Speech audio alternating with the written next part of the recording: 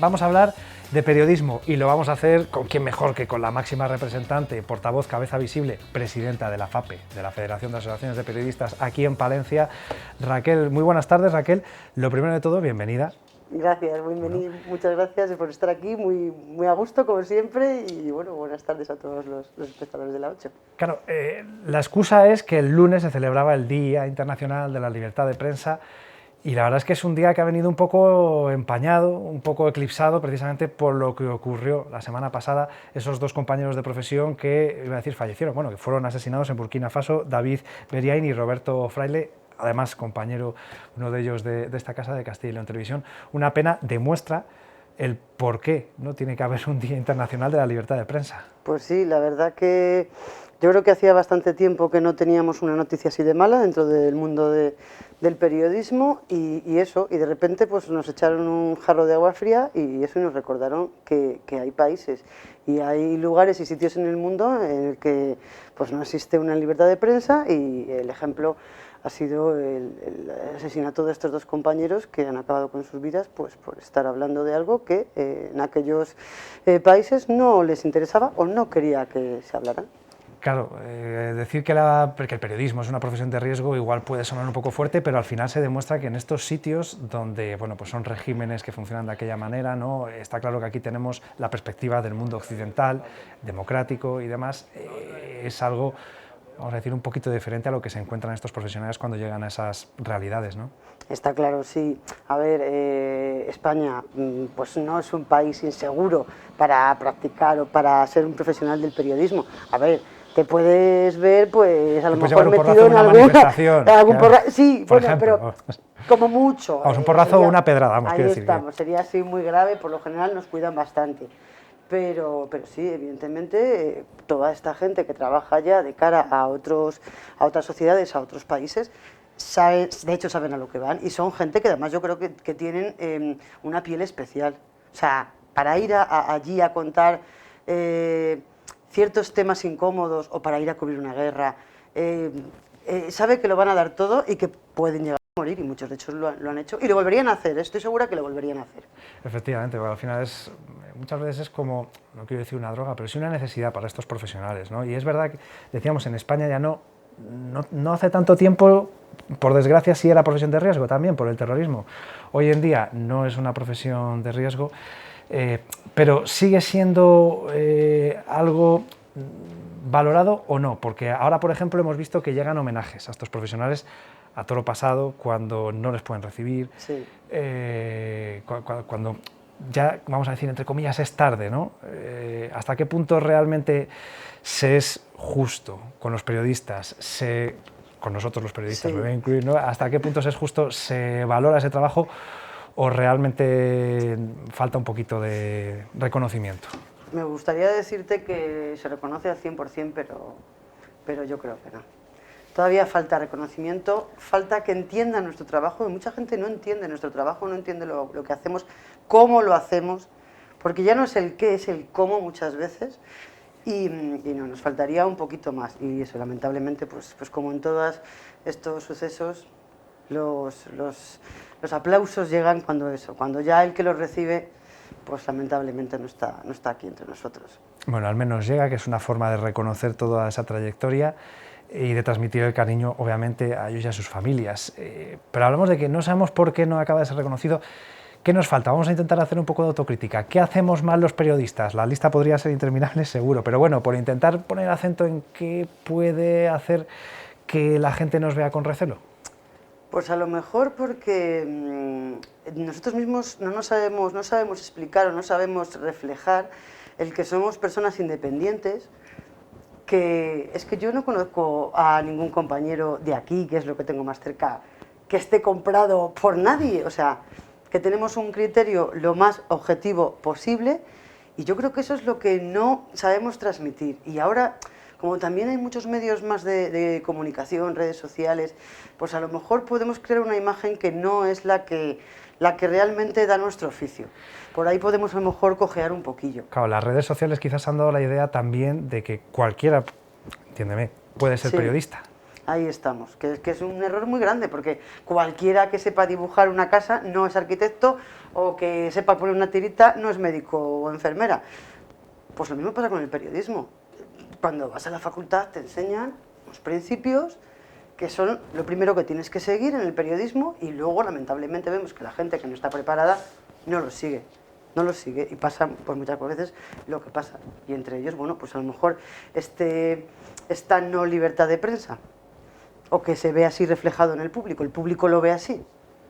Claro, mismamente comentaba que el criterio, ¿no?, a la hora de elegir las noticias, de abordarlas de una forma u otra, errar es humano. Quiero decir que al final todos también podemos cometer errores, y cualquiera en su trabajo seguro que los comete. Se rinde cuentas por lo que se hace, obviamente, ¿no? Pero Sí. hay que también tener en cuenta que la gente está condicionada por su perspectiva, por su realidad, por sus circunstancias, por muchas cosas, y que al final todo el mundo puede cometer algún error. Y que yo creo que muchas veces es eso, que a lo mejor cometes el error, pero no conscientemente, o sea, pues porque tú sabes que muchas veces llegamos con el tiempo justo y hay que dejar la cámara y el cuaderno y entrar en un directo, o de repente es la última hora de un suceso y poner... Y muchas veces es verdad que esa rapidez también, por el querer ser el primero, no sé qué, el lo quiero ya, no es bueno tampoco para el periodismo. O sea, todo hay que hacerlo con un poco de piano, porque tardes 5 minutos más no va a pasar nada. Lo que pasa que también, pues muchas veces nos apechugan desde arriba y lo quieren ya, y claro, nos tenemos que poner las pilas. Ojo, desde arriba y desde abajo, entendiendo desde abajo por los destinatarios, que la gente son los primeros que están deseando recibir lo antes posible una información, más detalles sobre determinados sucesos, ¿no?, problemas, noticias que se produzcan a lo largo del día. Estaba pensando en las amenazas del periodismo, las amenazas a las que nos enfrentamos los periodistas hoy día, porque hablaba de esa velocidad, del tener que ir deprisa y corriendo, de no ser suficientes personas muchas veces en una redacción, no tener tiempo suficiente, precariedad. Lo podríamos resumir probablemente en esa palabra, pero bueno, ¿qué amenazas puede encontrarse el periodista de hoy día aquí en España? Las mismas redes sociales pueden ser una amenaza, porque en algún momento algunos nos han colado una fake news y no sabía, ¿esto qué es? Pues parece que tal, y te la has creído. Y luego a lo mejor al tiempo, a la media hora, a la hora, que no, que esto es mentira. Eso es lo primero. Ahora, hay muchas maneras de comunicar, muy rápidas, pero también hay que tener mucho cuidado quién envía o quién emite esa comunicación. O sea, la información la tiene que soltar alguien que sea un informador veraz, que tenga unas fuentes contrastadas. O sea, aquí no puedo llegar yo y decir, pues Nacho me cae mal y además hace no sé qué, y lo cuelgo. Y ya se lo creen. Eso es lo primero. Y luego creo que también un poquito ahora los gobiernos como que nos están ahí metiendo el dedito en la llaga, algo que no pasaba de hace mucho tiempo, y bueno, parece que se está poniendo un poquito de moda, a ver si cambiamos. Directrices, ¿no? Es decir, sí, ya... no hay derecho a pregunta, esta es la información, si la quieres la tomas y si no... El que habla más ya no le gusta, bueno, ya no vamos a hablar de vetos y demás, que bueno, gracias a Dios recientemente ahora acaban de declarar nulos esos vetos de los que te contaba. Pues bueno, gracias a Dios tenemos ahí los tribunales y podemos acudir a ellos, pero en muchas ocasiones te puede servir coartada, y si tú estás solo y no tienes a alguien detrás que te respalde, una empresa grande, sólida o tal, pues a lo mejor te tienes que callar y decir, bueno, pues hasta aquí he llegado, es así. Y ya te digo, yo creo que eso deberíamos de empezar a cambiar, ¿no? Que antes, cuando comentaba que no conocía a ningún profesional cercano de los de Palencia que esté vendido, por así decirlo, que se haya dejado comprar, seguro que sí conoce algún caso de algún compañero que ha recibido esa presión, que no es que le hayan comprado, sino que le han dado ese toque de atención o esto así no me gusta. Sí que es verdad que yo creo que a todos alguna vez se ha levantado el teléfono desde alguna institución y decir, esto no gusta o esto no es así. Bueno, pues tú intentas explicarle al interlocutor, que esto no es así, que lo que has dicho lo has dicho por unas razones, y bueno, pues tienes opciones, o le gusta y no le gusta, o lo entiende o no lo entiende, pero muchas veces yo creo que si alguna vez me han pegado un toque, no lo he cambiado, no lo he llegado a cambiar. O sea, yo he ido con lo que yo había escrito por delante, porque además estaba segura de que lo que había escrito lo había escrito bien. O sea, no por otra cosa, porque lo que dices tú, si me hubiese equivocado, pues oye, se pide perdón, se cambia y no pasa nada. Claro, la cuestión es que la libertad de expresión está ahí. Otra cosa es que sea incompatible con la mentira, con vulnerar el derecho al honor y a la intimidad. Eso es otra cosa. Claro, y eso es de lo que nos intentan poner las bases en la facultad para luego no meter la pata. Claro, está claro. O sea, sí que es verdad que a lo mejor se han soltado noticias pues a lo mejor con titulares dañinos y, ostras, pues sí que es verdad que yo muchas veces como periodista le veo alguna cosa y digo, ostras, esto no se puede permitir, esto nos denigra a nosotros mismos como profesionales. Pero bueno, luego hay muchas veces, pues ya sabes tú, que se tocan teclas porque hay para molestar un poquillo. Pero bueno, yo creo que la sangre al río nunca ha llegado. Esperemos que no siga así y oye, simplemente eso, que la otra persona tenga otro punto de vista, la comente contigo y bueno, y llegues a un entendimiento de lo que son dos puntos opuestos de vista, ya está. Estaba preguntando, ¿es más difícil ser periodista hoy que hace 10, 20 años, por ejemplo? Jo, pues la verdad...